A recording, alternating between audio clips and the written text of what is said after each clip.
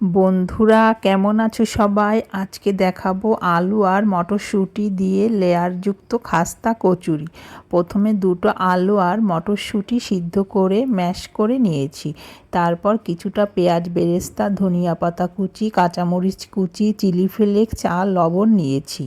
কড়াইতে একটু তেল আর জিরা দিয়ে সব কিছু একসাথে মিশিয়ে নিয়েছি। একটা পাত্রে 1.5 কাপ আটা, সামান্য তেল, লবণ, চিনি দিয়ে একটা ডো মেখে 10 মিনিট রেখে দিয়েছিলাম।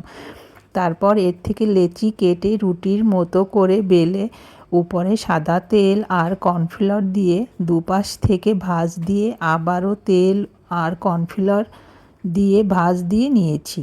এর উপরও তেল আর কর্নফ্লাওয়ার দিয়ে রোলের মতো করে মাঝখানে চাকু দিয়ে কেটে নিয়েছি। একটা লেচি দিয়ে 2টা কচুরি হবে। তারপর যে পাশ কেটেছি তার উল্টা পাশে হালকা হাতে একটু বেলে মাঝখানে পুর ঢুকিয়ে চারপাশে একটু জল দিয়ে মুখটা আটকিয়ে চ্যাপ্টা করে নিয়েছি। এবার গরম তেলে ভাজতে হবে। একটা পাশ হলে অপর পাশ উল্টিয়ে দিয়েছি। লেয়ারগুলো অনেক সুন্দর হয়েছে।